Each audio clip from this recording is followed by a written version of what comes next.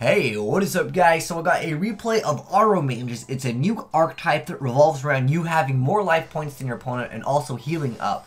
And it's going to be me facing off against a deck that probably isn't too meta at all. I mean, he's just kind of all over the place. But I have to share this replay with you guys because something hilarious actually happens in the duel. And we were all super hyped up on the stream when this happened. So Aromages is probably a slower archetype. It's definitely slow.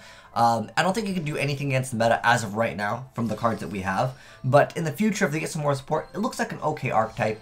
But there's so many cards that are super conjunctional, and like you need to have Lone Fire. You need to open up with Lone Fire, otherwise the deck has a lot of problems. But basically, you just want to make sure you have more life points than your opponent. And again, against the meta, I don't think this deck stands a chance. Like I said, my opponent isn't playing anything. In my opinion, that is even meta. I thought at first he was playing Monarchs because he had like no extra deck, but it was like 60 cards. I'm like, oh, it can't really be meta. But anyways, nonetheless, I'm going to keep on increasing my life points. And so now that we have the basic 3 cards that people play the deck, I can go ahead and go over these effects real quick. So basically, all of them have bonus effects if you have more life points than your opponent. And then they also have another effect when you actually gain life points, they're going to get another effect. So the Jasmine over here is basically the draw power of the deck, and while your life points are higher than your opponent's during your main phase, you can normal summon an additional plant type monster in addition to your normal summon. And then if you gain life points once per turn, you get to draw 1 card. So if this card survives, it's very good. But again, if you're using your normal summon for this, and you don't have any other cards and your life points are higher than your opponent's, then yeah, it's not the greatest, but it cycles through cards and you're not going to really take too much damage because of the field spell. I guess I can go ahead and explain the deck right now. But anyways, the Guardian over here I think is a really key card in the deck. So as long as you control an Aroma monster, you gain 500 life points once per turn. Well, you can gain it, so it's good that you can activate it when you have your field set up. And then all monsters you control will gain 500 attack and defense. And that does not just mean Aro monsters. But then it has an additional effect of until the end of your opponent's next turn, if an Aroma monster you control is destroyed by battle or by card effect and sent to the graveyard, you gain 1,000 life points. So basically this deck revolves around, like I said, gaining life points and having more life points than your opponent. These are the 2 main cards that people bring out. There's another card that just gains attack when you heal up. It just becomes like a 34 attacker, but you do have to tribute 1 for it. That's where this can come in handy sometimes. But the deck does not stun and it does not OTK. But the Rosemary over here, if your life points are higher, when a plant type monster you control attacks, your opponent can't activate any monster effects until the end of the damage step. And then also once per turn, you can, if you gain life points, you get to target 1 face-up monster in the field to change its battle position. So usually what happens is if you normal summon the Jasmine, then you go ahead and go for the Rosemary. You can move this card in defense mode, so you won't take damage. And then in addition to that, this has 19 defense, so with this you would actually gain another 500, so that would be 24 defense, and you wouldn't have to take any damage because she's kind of weak with that 100 attack. Next up we have the Kanaga over here. And the Kanaga, when your life points are higher than your opponent's, all monsters your opponent controls lose 500 attack and defense. And then once per turn, if you gain life points, you can target a spell trap card your opponent controls and return it to the hand. And it's really fun with this card because I can like bounce back stuff and they have to, let's say theirs are continuous, which you'll see later on. I can make him so he has to activate it again. So spell absorption is actually kind of cool in the deck. Same thing with like Solemn Wishes, but again, it all comes down to you having to have some of these cards. And even if you heal it for like 1,000, if you don't have like a monster, or if they just get rid of it, you kind of lose. That's why, again, I'm showing this replay, just because my opponent is not playing a very aggressive deck, and I'm just kind of showing off what the deck wants to do if everything goes all according to plan in the deck. And there's also this card, which is pretty cool, Super Solar Nutrient. But for the most part, I don't really find this deck to be very good. He activates Regeki over here. We still get 500 and we get another. Look how much life points we are gaining. But there is something cool that does happen in this duel, which obviously will happen when you guys are watching this replay. But to go for the UFO turtle, if you guys are wondering why the heck I'm playing it, I'm playing just 1 copy of it because Lone Fire, like I said, is so key in the deck because none of the monsters really like do anything. Like Lone Fire gives you the best options for plays, and you'll see I'll go for the Kanaga over here. I just love how I can be like, oh, bounce back a card. It's nice. The only problem I have with this is it doesn't bounce back monsters. It moves things to defense position, but it doesn't like stop special summons or something like that. If the deck had access to it, then I think we're looking at a good deck. But anyways, I attack into his Pyramid Turtle. Now this card makes it so all monsters my opponent controls lose 500 attack and defense, but he brings out an Endless Decay with 11,000 attack because this card has attack equal to half of your opponent's life points, which would be 12,000, but of course these are making it so he's going to lose another 1,000.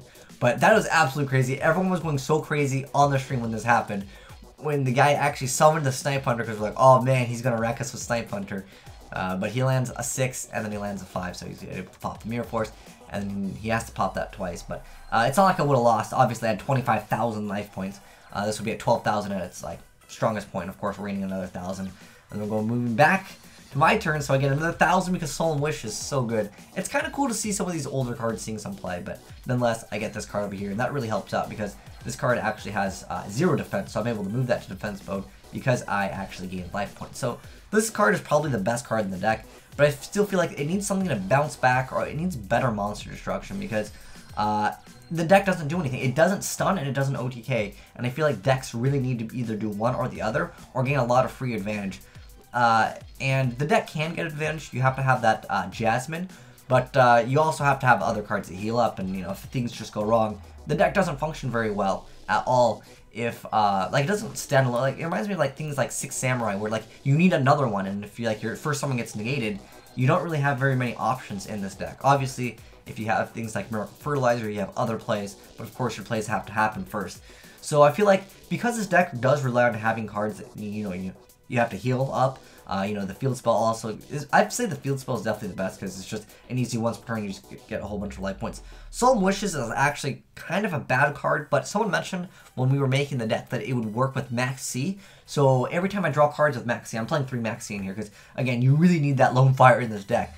But every time I draw cards with Max C, if Solemn Wish is on board, because it's each time I draw a card or cards, I gain 500. So let's say the special summon, 10 times, that would be an additional 5,000 life points, so that can be a lot. Again, all of their effects basically trigger once per turn, as of right now. In the future, maybe they'll get multiple effects, well, maybe their effects won't be limited to once per turn, but then that would be kind of probably too broken.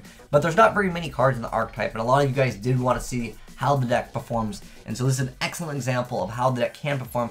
Again, I know my opponent wasn't playing anything meta, but if anything was meta, like, well, I mean, I have Vandy, so I don't have to worry about Black Rose, but because you have to commit so much to your board, like, there's no reason why you wouldn't want to throw this card down.